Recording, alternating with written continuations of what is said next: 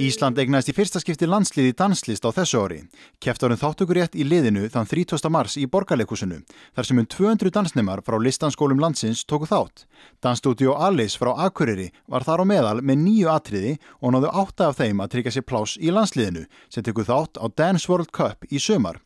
En hvaða þýðingu hefur það? Nú erum við búin að dansa lengi, en við hefum aldrei keppt og ég held að þýði bara ótrúlega mikið fyrir okkur allar að hafa náð þessu stigi í fyrsta skipti að keppa og prófa okkur nýtt.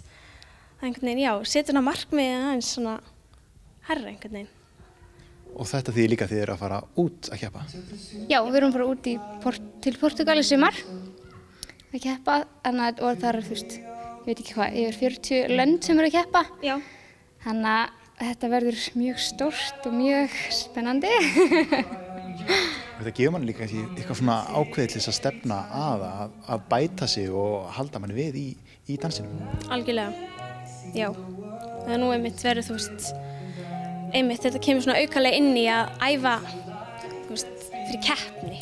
Það er svona hluti af flestum íþróttum, en einhvern veginn dans þá er maður bara alltaf að gera það fyrir sjálfa sig og auðvitað elskar maður það. En þarna ertu komið með auka líka að þú ert að fara fram fyrir dómara, í fyrsta skipti maður einhvern veginn. Það er alveg mjög stressandi, en mjög gaman. Mjög svona bara að setja smá kröfur á sjálfa sig. Já, algjörlega. Dansinn þinn, segja mér aðeins frá honum. Já, dansinn minn er í flokki sem heitir Showdance og sem er rauninni bara svona sýningadans, snýst mikið það, að það sé andlegt tjáning og svona leikur í dansinum líka.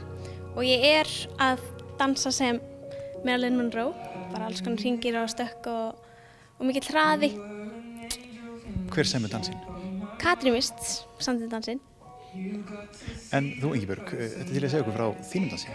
Já, minn dans er modern lyrikal og er svona mjög tilfinninganæmur dans sem er mjög svona, mikil tjáning, mikil, Og hver semur þann dans? Katrín Mist semur þann dans líka. Og þetta er mjög stíf og þaulæfð rútína, verður þið aldrei þreyttar á því að dansa alltaf sama dansinn? Jú, en aftur á móti að þá er dansinn þannig að hann er erfiðastur fyrst, svo verður hann auðveldur sem er búin að gera hann oftar og oftar og þannig nær maður svona að fullkomna hann og þá líður manni miklu betur með hann. Já. Þannig að og maður er líka að því svo mikið, þú verður að sýna tjáningu og sýna svo mikið, þannig að getur svolítið explorað svona í hver skipt sem þú ert að gera, svona prófa kannski eitthvað aðeins nýtt eða aðeins að breyta, svona svo þetta verði alveg bara fullkomið. Þannig að þið að skipta ykkur að því hvernig dansinn er líka? Já, algjörlega, og maður persóna gerir allar rútínur og alla dansa, og eins og Katrín Mist samdi báða dansana, hún valdi það sem henni fannst svona passa persónuleikanum líka. Já, algjörlega.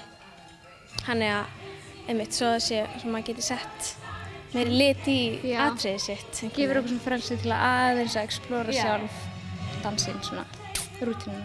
En hún velur rútínuna og svo er það bara ykkar að delivera henni og vera í nógu góð formi til þess að geta gert allt þetta sem hún er að biðja ykkur um. Já, klálega. Það er bara, heyrðu, geturðu hendið þetta? Já, við skulum prófa þetta. Þetta virkaði, geggjað, höldum þessu.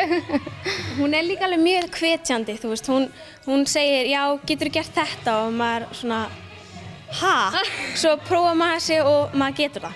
Að hún trúir á mann og þá trúir maður að maður getur það sjálfur.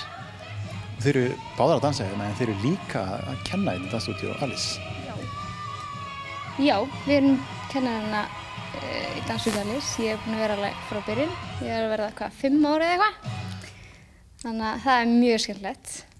Og þú semur líka atriði sem er að fara út? Herðu, já. Ég samdi með Unnu, sendum alveg 4 atriði, held ég, já.